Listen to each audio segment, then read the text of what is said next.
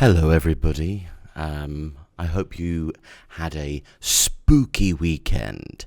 I hope that you dressed up as something very scary.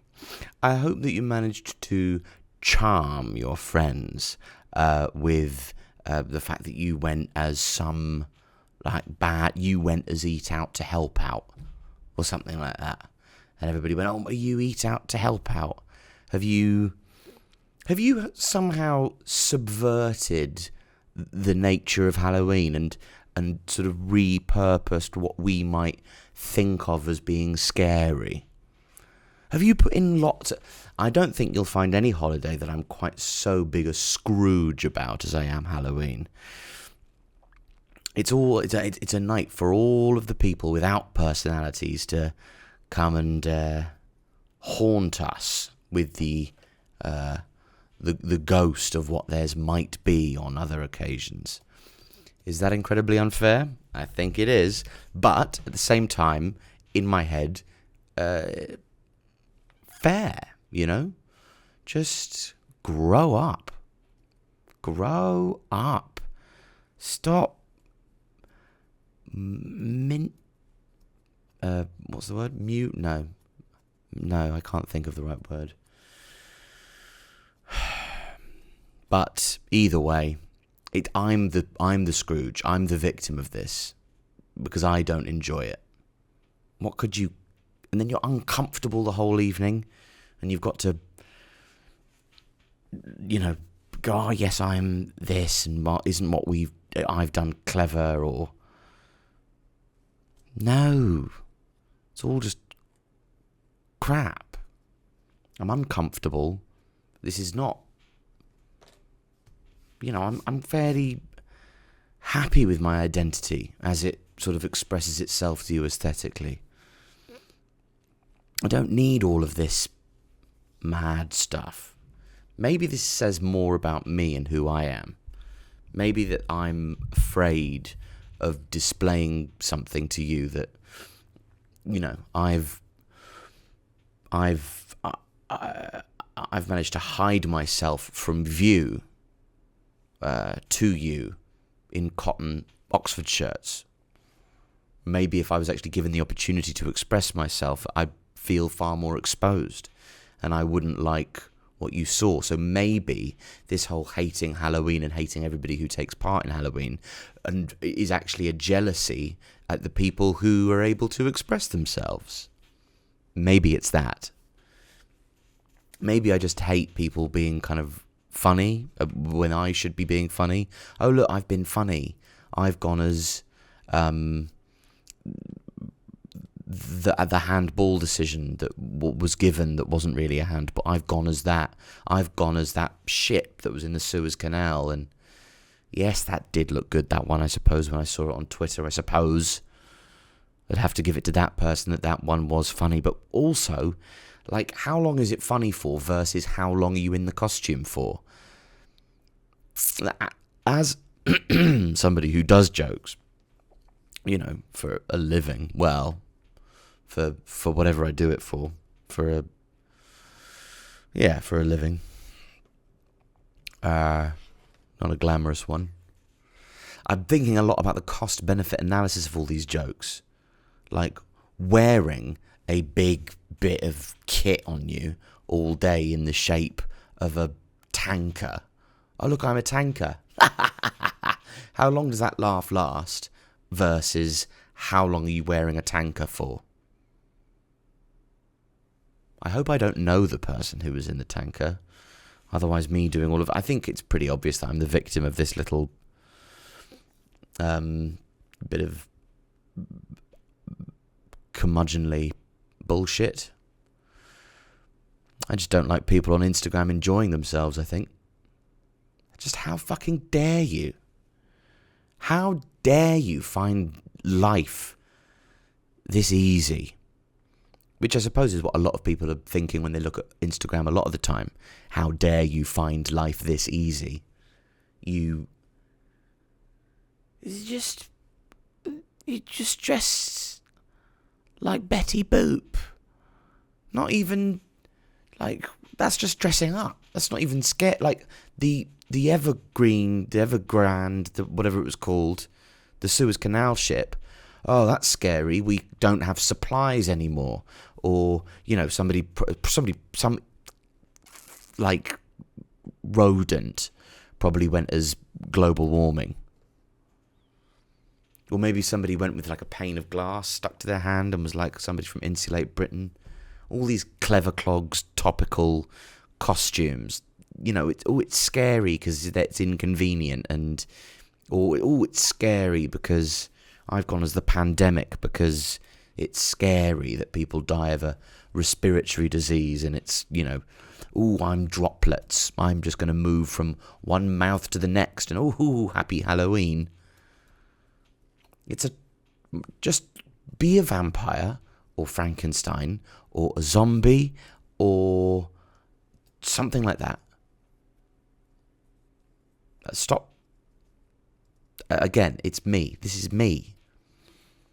This is the brutal thing about talking here by yourself, is that you are constantly on the brink of having a forthright opinion, and then your faculty for self-awareness gets in the way again and bludgeons you about the head and goes, maybe this is on you. Yes, I suppose maybe it is on me. Maybe everything is on me. But maybe that's an interesting lesson that all of us could learn. And I don't see those people on their Halloween nights out self-reflecting quite as much as I am. So really, I am the winner, because I am heavy with the burden of self-reflection, actually. Doing a podcast by myself. I've got to self-reflect. Welcome to the Alfie Brown Show. Have I said that yet? I don't know. I honestly couldn't tell you. But welcome to the Alfie Brown Show. I've showered for it. It's midnight. It's the only time I can get any peace, any space, any time to do anything is around midnight.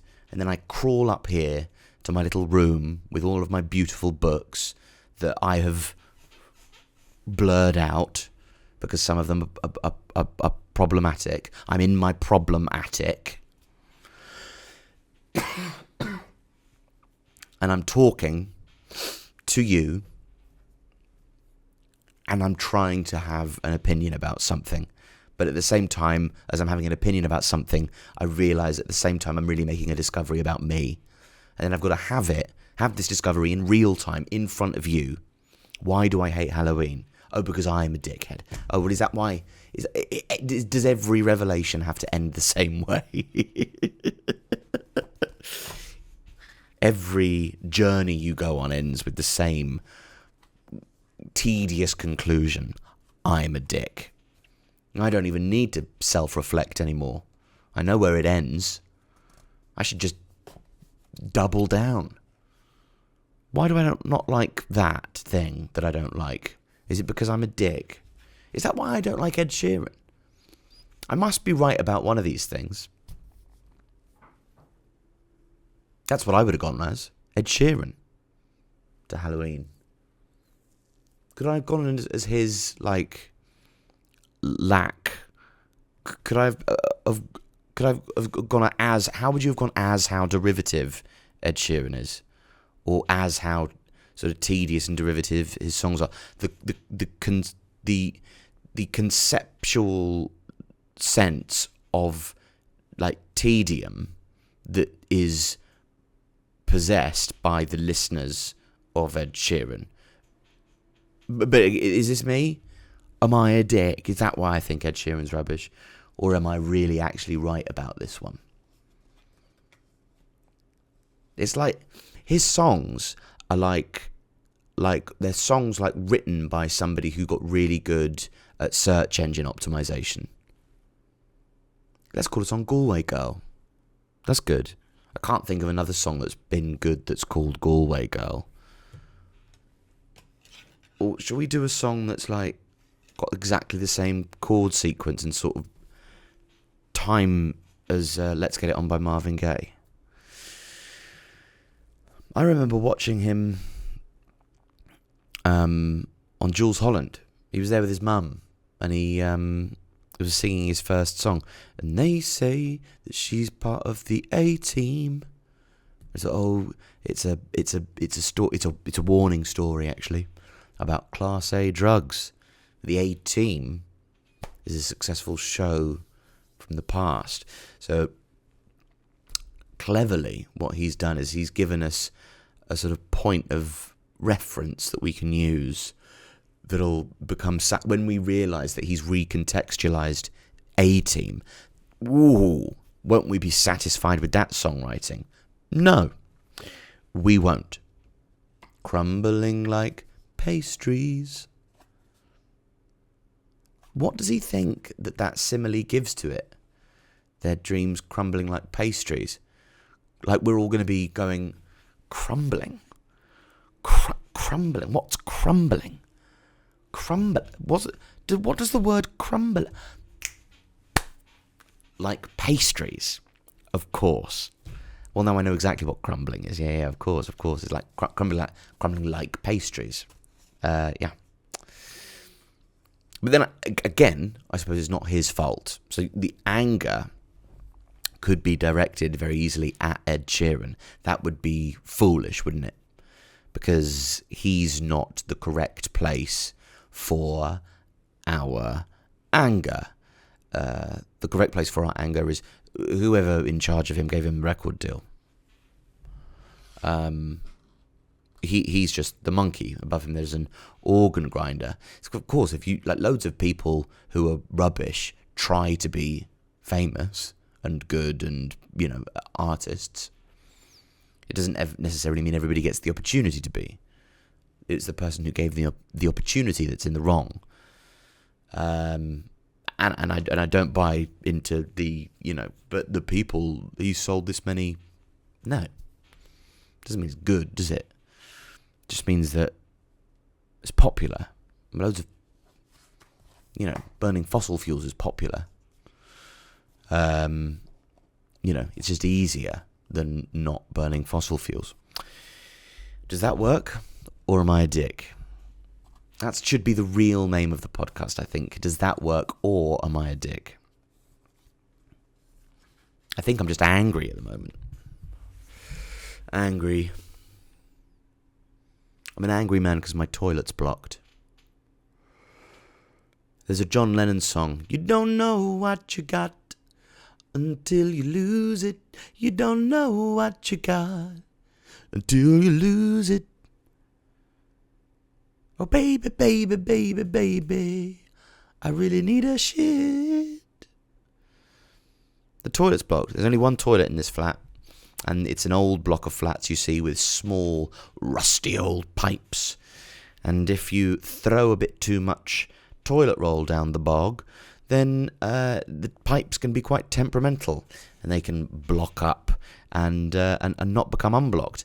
I've got a plunger coming in the post tomorrow. Posty's going to bring me a... Posty? Is that you, Posty? Have you got my plunger? Oh, thank you so much, Posty. Oh, you see, it's just I've done the biggest shit in the world, and, well, I need to sort of heave the plunger onto the... sort of try and desperately get suction, and then hoik the stick down through the rubber, don't I, Posty? And then sort of just try and create a sort of a level of suction, Posty, whereby I'm using kind of air, and I create a vacuum, and then push the air pocket up through and sort of pop the shit up the spout. Don't I, Posty? Thank you for my plunger, Posty. Oh, I do appreciate you, Posty, bringing me my plunger. Getting spattered in the detritus, stale bog water that's landing in beads on my forehead next to my sweaty, sweaty brow. Oh, Posty, hand me a hanky. So... I've had all sorts of shits. I've had to go to the local... Darling, I'm just popping out for a shit, okay? I'll be back in 15, okay, bye-bye. Bye-bye, bye. shat in a bin. I'd lined it with a paper bag. I don't think anybody feels particularly dignified when they shit, do they? It's not like the highlight. Well, it is a highlight because it feels great, but in terms of like, you never get a really like pounding sense of self-esteem when you're taking a shit, do you? Like, oh my God, I'm gonna nail today. That's not how one mentally approaches shitting. And I mean, first of all, when you talk about going to the toilet like this, everybody essentially switches off and goes, well, no, I don't want to talk about that. I don't want to hear about that. Oh, it's gutter humor, or oh, it's not, whatever. It is. It's. First of all, it is funny. Terry Eagleton, in one of the books behind me, wrote an interesting bit of philosophy about why poo is funny. It's good. I've written some stand-up about why it's funny, and it's funny because you have to do it. We are forced to shit by life, its existence. I've made something. I have produced something, and I didn't want to because it's smelly. I didn't want you again. Well, I didn't want you, but here you are again. You're smelly, and you come out of my bum whether I will it or not. And here you are again. And I just think that, given the fact that nobody is really rich with self-esteem when they're going to the toilet, given the nature about how we view it in a societal sense, and indeed what it means like about us, it is essentially, people call, the French call sex, the little death, le petit mort. But really, I think pooing operates as our quotidian death. We consume life and emit death out of our assholes. And that is why I think, I mean, a concoction, a cocktail of all those things, I think, are why we are, I think we were probably always sort of evolutionary pre-wiring to feel ashamed of our shit. But again, that's why I think you need to do it in privacy. Or privacy. I'm not going to tell you how I pronounce that because it's privet. So, yeah. I forgot where I was. Sitting on the toilet. Yes, you need to be comfortable, don't you? You've got to be comfortable. That's why you want all the, like a nice, a well-appointed toilet. What a relief. You don't want to be too well-appointed and thus like to too jarringly contrast the awfulness that you're committing to the bowl. You want it to be just downstairs at liberty. I was thinking about doing an app once of all the best shits in each city. Liberty downstairs, Liberty London. Upstairs, Foyles used to be a good one, but they're wise to me now. So they're constantly telling me one's out of order or whatnot. Soho Theatre, not only a wonderful theatre where I'll be on from the 8th of November to the 13th of November. Do buy tickets. I'll post a link below on the YouTube channel and on the podcast app. Also, one of the best shits in London. A selection of different toilets. You know, for all of our privacy and gender needs. But that's what I mean, is that you need to be in private and you need to be away from people. I don't think you should be doing it into a bin, as I have the other day. I lined a bin and I shat in a bin. And there was something about, well, now I really don't feel very good about myself. That was why it was not good. It was too late to go out. I'm not going to go out to the pub for a shit. That would have been more absurd and less dignified from a sort of bird's eye view. What I did was I lined a bin and I shat in it. There were a lot of options open to me. I could have sat on the toilet and sort of lined it, like don't put cling film over it or something. But no, I decided to shit in the bin. And as you've got I think it's probably quite good for your digestion and whatnot. But I was very happy when I went to my child's birthday party on Saturday, and we got to the venue, and the venue had a place called a toilet where I could go. But even this toilet, I don't know if you've ever been to 2 North Down, the venue, wonderful comedy venue and venue for a children's birthday party in this circumstance. And what it is, it's a lovely stage, lovely seating, and then either side of the stage are these little concrete cubicles. They are almost more... The eye is drawn more to the toilets either side of the stage than the stage. It's, the design has been like that well before these owners had charge of the venue. And where else are you going to put the toilets? It's the only option open to us. But you go in there and you're very happy after a coffee and not having been able to use your toilet for a couple of days. You sit down in the toilet and you could still hear life. I could hear Bibi and Horatio, the golden boy, and my children all buzzing around and playing with each other. And I was too aware that real life was still going on. And that's not what you want from a shit either. When you go into a toilet cubicle, into lots of stalls, and all lined up like you would have at a train station or a service station or something, you're all quiet because you all want to push away the idea that, reality is a thing. I don't want to be a human being doing a poo. I want to be kind of an animal. I don't want to be thinking about my hopes or that I'm Alfie who would like to do a run in the West End one day with my now a shit comes. I don't want to, when I'm doing a poo, I don't want to have to be reminded of civilized society. In the context of my poo, being a member of civilized society is not a thing. I want to just drown reality, push it far away. And that's why that's what I found weird. I could still hear everything. I think Aristotle doesn't really speak about that enough, does he?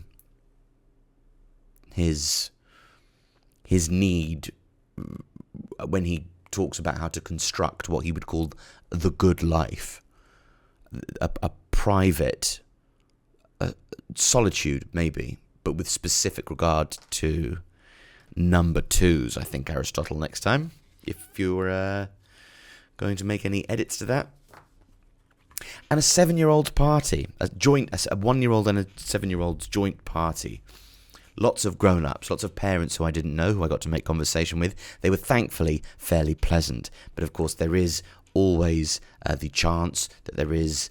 hey, here's what I don't get. Nice parents with bell-end children. How did that happen? You're so nice, you're so well-meaning, you're so friendly, you're so polite, you seem quite smart, you seem like a good parent. So what excuse does this little rat have for being a little rat? He's a little rat person. And I only have... Jesse did all the organising. I did all the performing. I compared the children's birthday party, which is a more nerve-wracking experience than performing at Cardiff Jongleurs in Wales, which is in an Oceana nightclub, or was two fish tanks, sort of trapping the hen parties in there. That wasn't an easy gig, but they even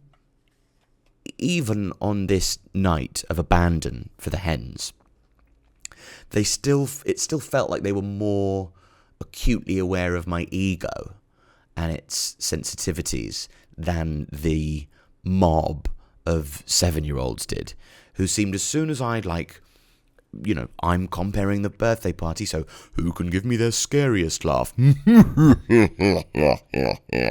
Who can give me their most evil laugh? Okay, So, we're playing games. Well, now, why do you think you can hit me? Who are you? You think you can hit me now? Don't you? Just because I've been making nice with your dad, having a beer together. We put some money behind the bar. Jesse and I are good like that. We know that the party's for the adults too. We've all got to know each other. We're all in the same plague pit. We're all just trying our best to raise these children. And you've got to have more kids, okay? Because we're an aging population. Okay? If we don't have kids, who's going to be there to wipe our bums? Again, going back to this problem of dignity in childhood. But if I'm going to have somebody wipe my bum, I want it to be somebody whose bum I've wiped. I want us to be on an even footing. So I'm sorry, Donny, mate, but that's your future. That's why that's your purpose, your arca. And I didn't really realise. I think I was quite good at it, to be honest. I think maybe all of the unfunny compares who have ever taken me off stage and said, Alfie is available for children's parties, by the way. Well, yeah, I fucking am, actually. And you know what? Pretty good at it. Okay? Was a bombastic yet friendly host to a successful 2 rounds of musical chairs. Okay, so successful that people even forgot about Pin the Tail on the Dolphin. And Pin the Tail on the Dolphin was our big centrepiece attraction. Didn't even get round to it because I had a singing competition, had a dancing competition that was executed fairly and with kindness to all participants. Everybody felt included.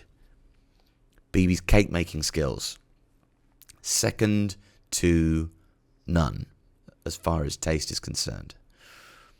What a party. What a party. Jesse did brilliantly organising it. You do get the feeling that sometimes this, to what extent are we all showing ourselves here, or are all the parents showing our hands?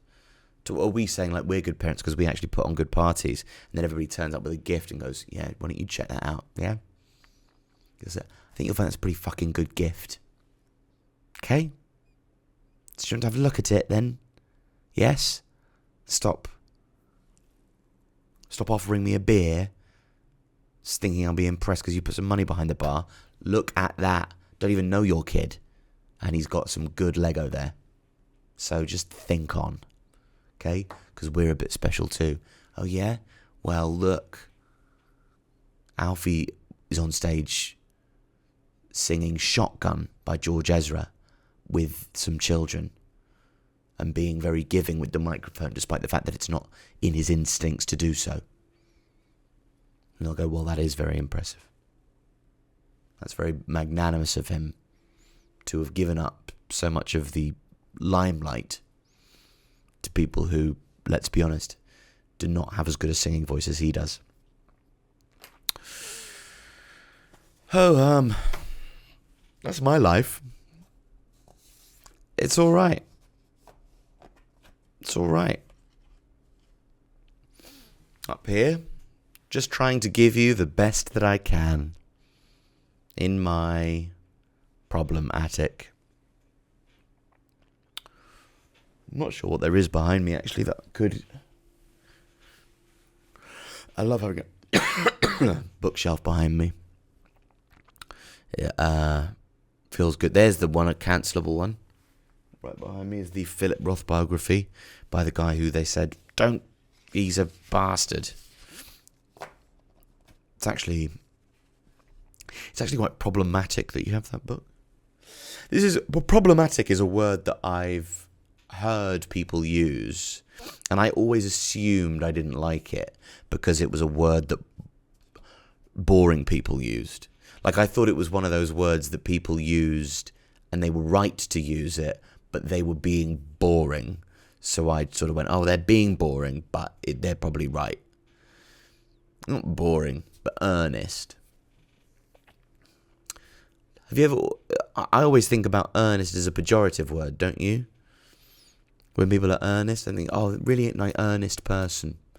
Earnest, what is it? It's like performative honesty, performative authenticity. Earnestness is a sense of like pomposity, isn't it? And that's why it's so funny to take the piss out of people who are earnest. Because when people are being earnest, like, you know, whoever, people who think they're doing good but don't have a sense of humour about it. It's like Greta Thunberg is obviously right about everything, but it's sort of funny to take the piss out of her because she's so earnest. Doesn't seem like... Actually, that sort of... As the limelight's...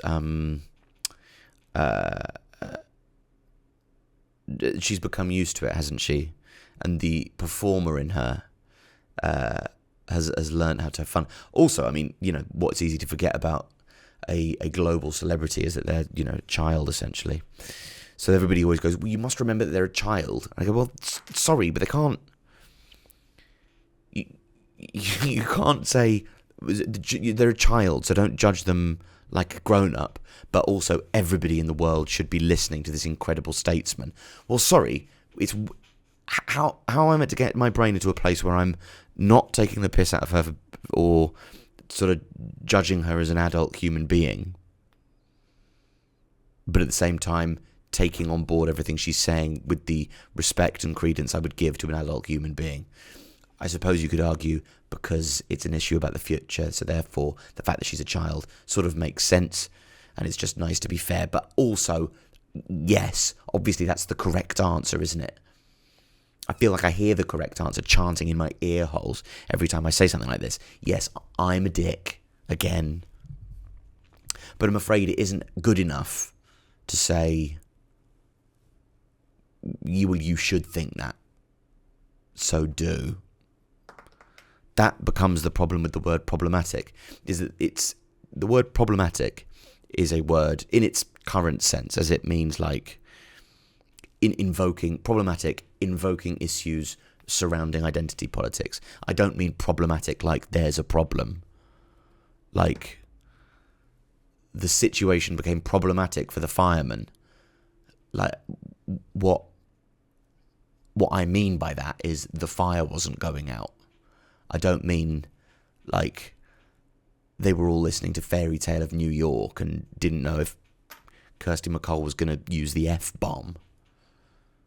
That's not a problematic situation. A blaze not being put out by fire. Oh, this is a bit problematic. Well, very problematic. But the word problematic is sort of a euphemism for you might not have realised this cultural bit of nuance, but I have, and I've appointed myself a moral arbiter on the subject. So I'm going to point out to you that it's wrong as a sort of statement of fact, of diagnosis. It's a problem, but I'm not going to tell you why. I don't like it, but I'm afraid I've finished thinking for the day. So that's all I'll be saying. Very problematic. It's like for a genuine problem, you just don't need it. Like for the place is ablaze, or there has been some genuine and overt racism. Well, that's problematic. Well, no, you don't need to say it's problematic because we know that it's actually wrong. What you're saying when you're saying it's problematic is you're saying, oh, there's a sort of nuanced and difficult. Well, if it's nuanced and difficult, then you'll have to explain it. Just saying it's problematic isn't good enough. Okay?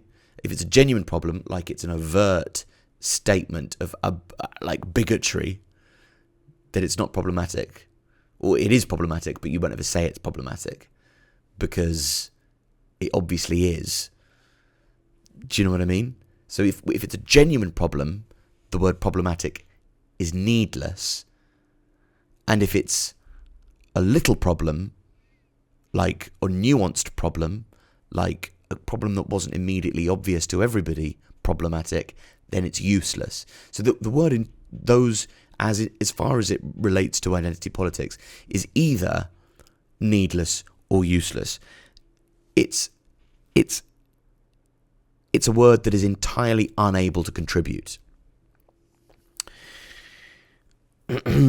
So I don't like it.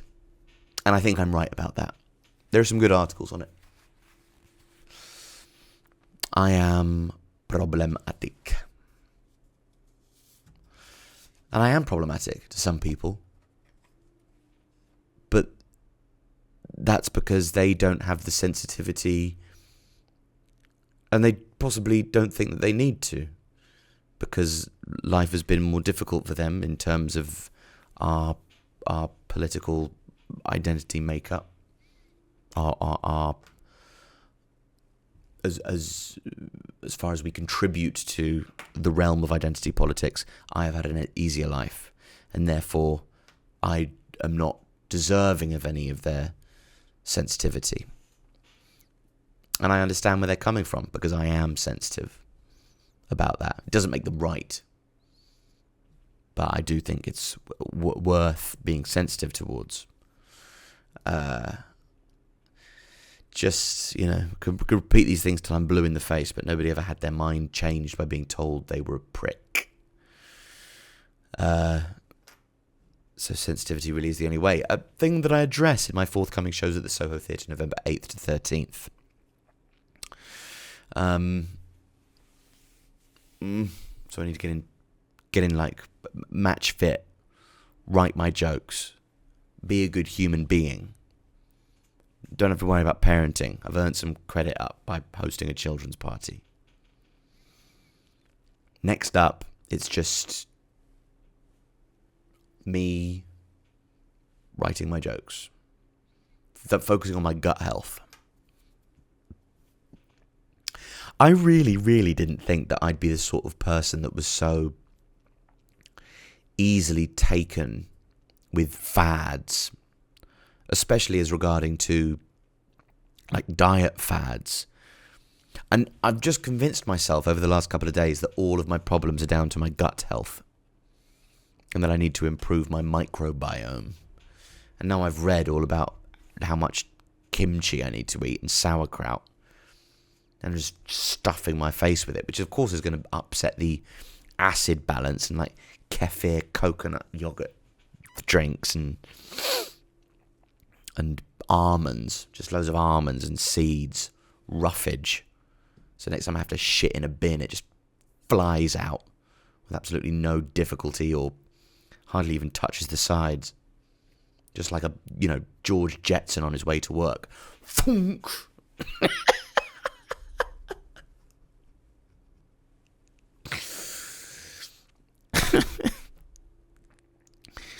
Why? I didn't really think I was like that. I want to be the sort of person that is not so easily led with all of this bullshit. Not so taken with all this nonsense. But I am so easily taken with it.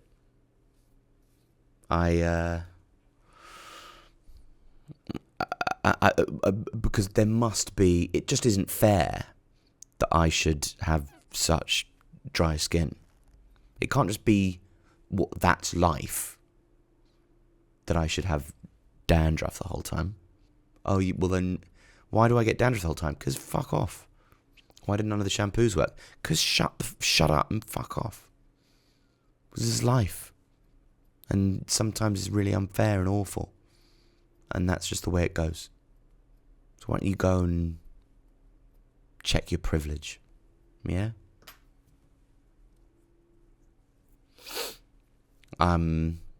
Roughage, kale, Swiss chard. Get delivered a farm box.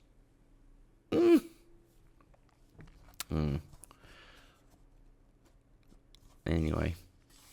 Got a couple of questions here. One from Lawrence M. that says, what wouldn't I do to end world hunger?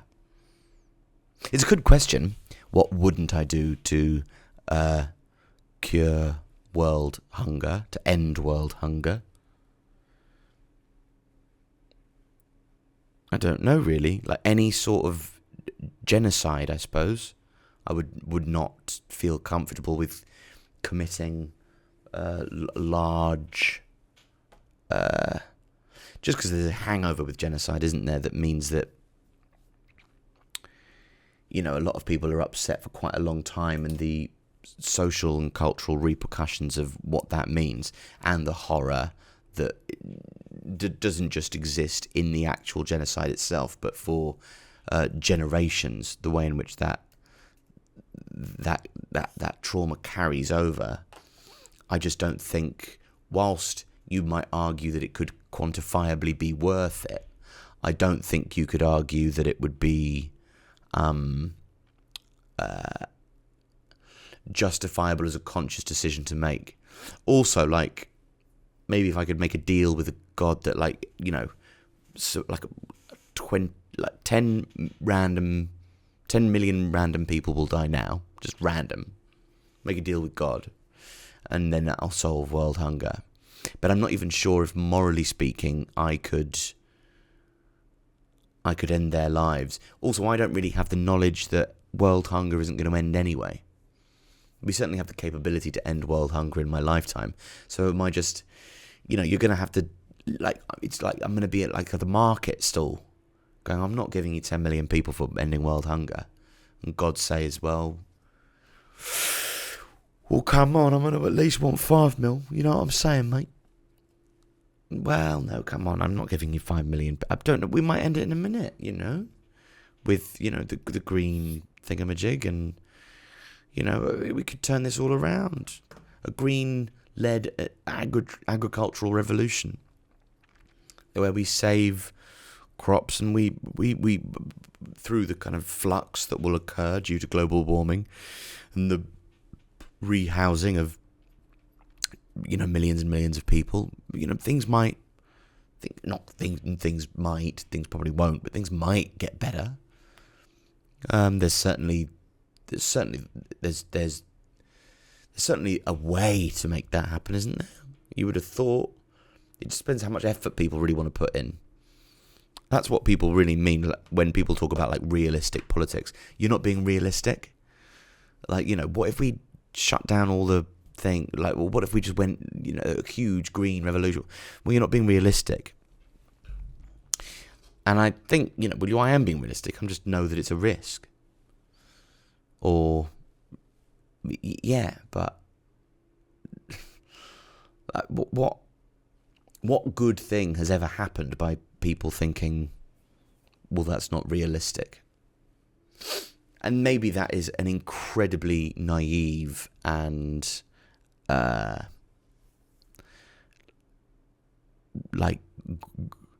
green in the terms of naivety, not green as well in terms of, initiative, although that sort of synonym is not without irony, I suppose,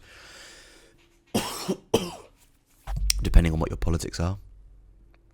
But I don't know. What wouldn't I do to cure world hunger? Loads of stuff. There's loads of things I wouldn't do to end world hunger. I wouldn't. I'd make personal sacrifices. I don't think I'd say I'd die to end world hunger. I think it'd be easy for me to say in the answer that I would, but I'm not sure if I actually would. I think it would be one of those things where I would, if you all asked me and we were hanging out, and go, would you sacrifice yourself? Would you die to end world hunger? And I went, yeah, of course. Of course, I'd be willing to do that, yeah. And then you go, okay, shall we... Well, I've got this gun with me. We could shoot you with this gun. And I've spoken to the Davos summit, where we were all in the Antlers meeting with the Controlling the World type thing. And they said, if I just shoot you in this gun, they'll end world hunger for us. So that's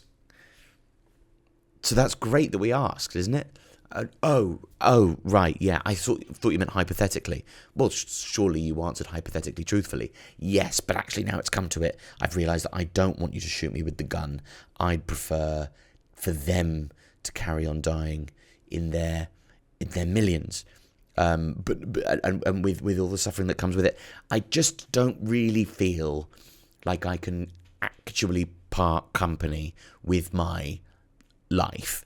It is mine, and it is the only one I have. But then what kind of life would that be afterwards, you know? You'd just never be happy again. That's a life ruiner. It's a life ruiner. What wouldn't I do to end world hunger? Thanks, Lawrence M.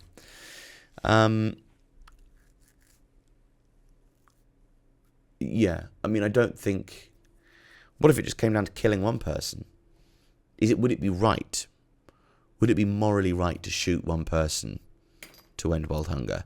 Well, if you believe in the greater good for the greater number, then yes, it would be right. But then I suppose the greater good for the greater number, as a sort of philosophical tranche or train of thought, niche, vibe, whatever you want to call it, is bollocks. Because it doesn't account for, especially as people get thicker, especially as like the greater good for the greater number. Well, and numerous, is it Mill, John Stuart Mill, uses constant, like, he braces it with lots of, oh yeah, but the greater good for the greater number. Well, okay, well, if I've got, 51 racists in a room and 49 non-racists, then the greater good is the thing that satisfies the greater number. They go, yeah, but that's not the greater good. They might think that that's the greater good, or that their ends be met. That would be the greater good. But that isn't actually the greater good. It's actually for us to decide what is the greater good for them, which just sounds like autocracy again. But going back to the original point, I don't think that you could blow this one person away because of what it means, the agency of the individual to get to make their own mind up about whether or not they live or die. You can't choose for them whether they make that sacrifice. You can only choose for you. So I suppose the only moral thing that you could sacrifice to end world hunger would be yourself. Oh, I mean, unless you wanted a silly answer, in which I'd torture an animal, or suck off everyone. Is that what the funny podcast answer you wanted? I'd suck off Mason Greenwood and say thank you. I hope you score goals against Liverpool, Mason. I'd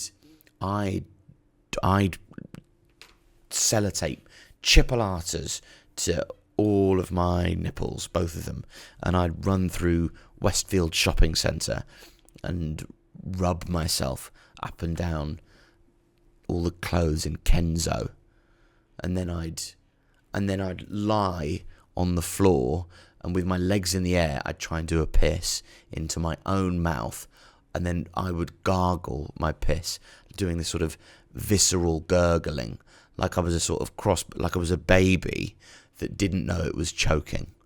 And I would squeeze the chipolatas and mash them into a paste, and then rub them all over my body in a sort of infant display of sort of like early form arousal. But of course I'd be on the brink of arrest at this point.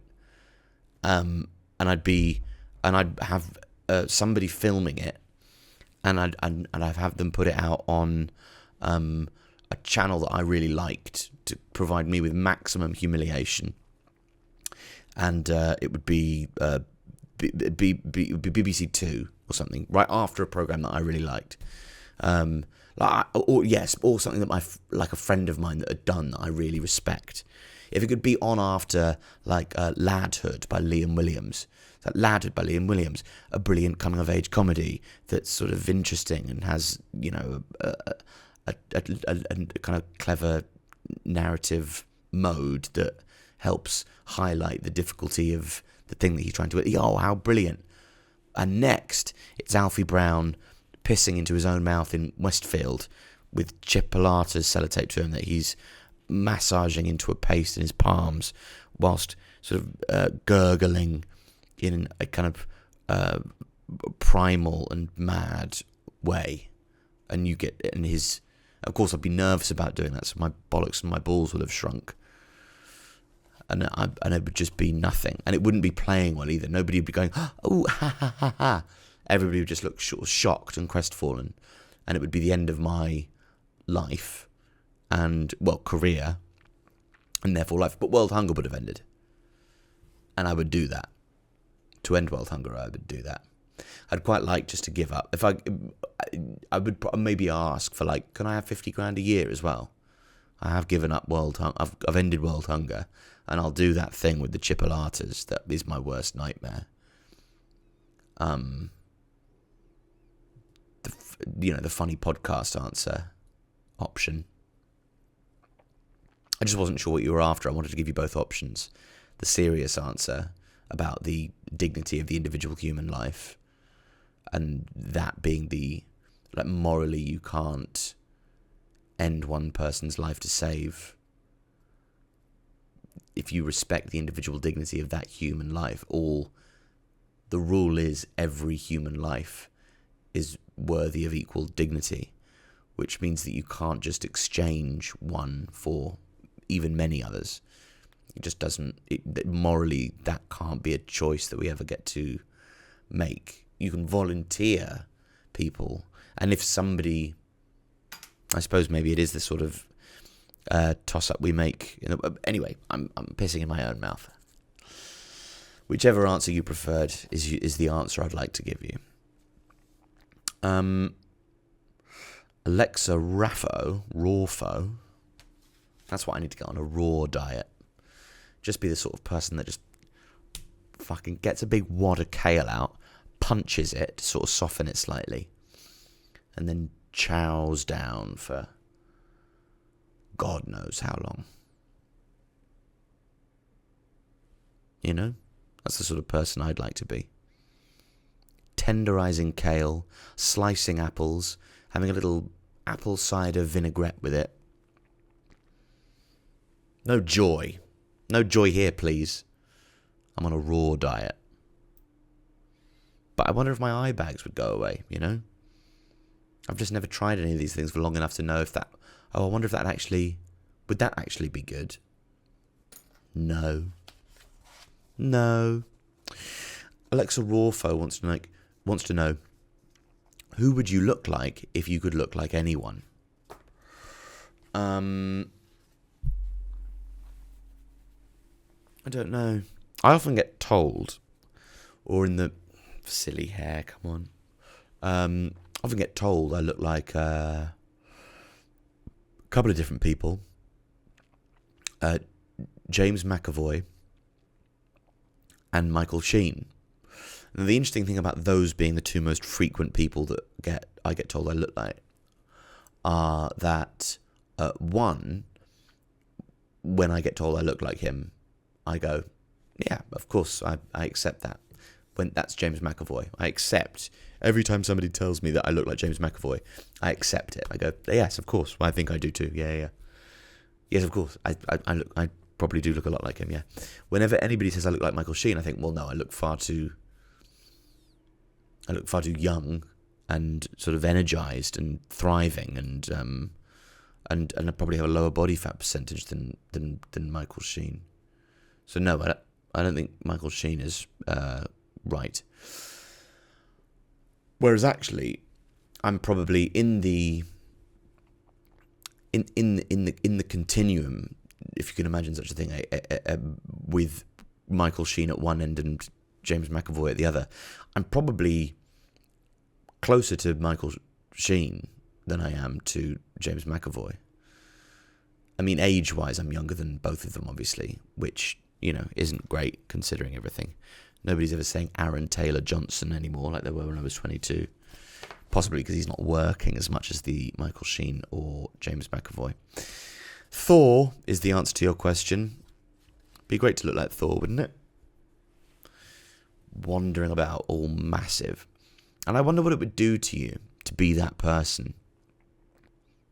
Everybody wants to fuck me. Just imagine what that would do to who you are. Everybody wants to fuck me. Who? That's no good, is it? It's no good. That's no good way to be as a person. How do you deal with it? How do you learn humility? How do you not end up just fucking everybody the whole time? That is what I would do. Is if I looked like him, I would. Obviously, what a waste. What's the point of looking like that if you're not going to... It's like, people always said that about Ronaldinho, the footballer. He has a God-given talent. Your God-given talent, if you look like Thor, or human growth hormone given talent, is that you get to just fuck everybody. Because everybody's going to be intrigued, about what it would be like to fuck you. I don't think it would be very good for my stand-up career, though. I can't imagine, people being, oh, yeah, wow, what a vulnerable and thoughtful hour of honest and open human inquiry. That man, the fittest, fucking muscliest, most gorgeous man I've ever seen in my entire life, just delivered.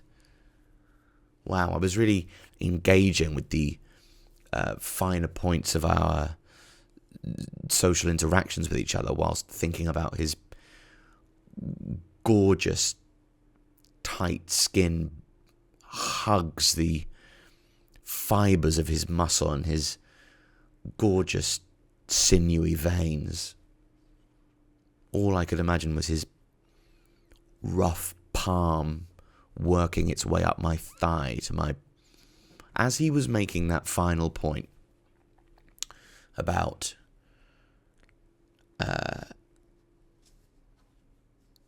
judgment and interactions and preconceived notions of moral judgment based on sort of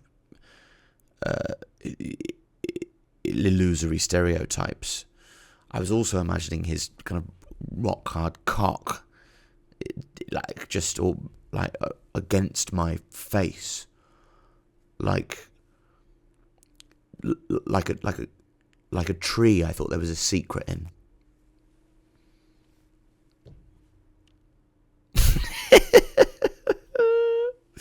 Thor's the answer. But again, that probably for I'd love to do a gap year in Thor's body. And then I'd like to go back to me. I'm very happy with me. If I could look like anybody, I'd look like me with bigger hands and smaller eye bags. That's it. But really, I wouldn't want to look like anybody else, which I'm sure is.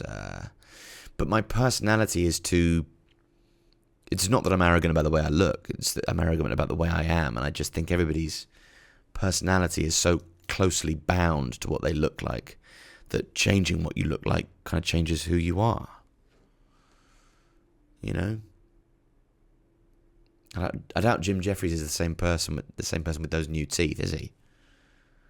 Jim Jeffries' new teeth, Jim Jeffries' new teeth, Jim Jeffries' new teeth, Jim Jeffries' new teeth. You say that in front of the mirror 3 times at midnight on Halloween, and Jim Jeffries' new teeth come and visit you, and they go chomp chomp chomp, mate. And then they do a joke about women that actually, rather than being funny, sort of just gives you an insight into the severity of their psychosexual issues. So there you are. That's more or less the podcast this week, I think. Have you subscribed? Have you liked? Have you written a review on iTunes? Somebody's left a 1 star. So if you do have time, please, will you write a good one? Please, if I do any stories of this and you like the podcast, share them.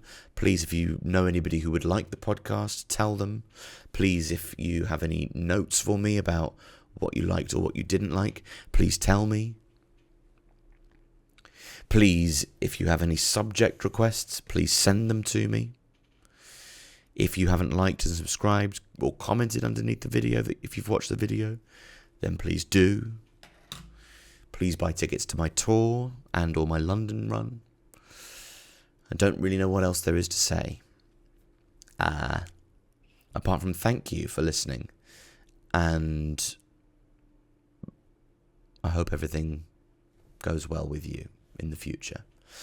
This is the Alfie Brown Show. If you like the Alfie Brown Show, tell people about the Alfie Brown Show. If you don't like the Alfie Brown Show, then also tell people about the Alfie Brown Show, because then it'll just be in their heads more. So just just talk about it.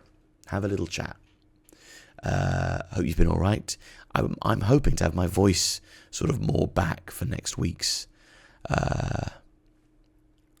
episode. And it might go twice weekly soon. Word to the wise. If you've listened this long and you've heard me say that, send me a message and I'll enter you. Okay? Goodbye, everybody. Farewell.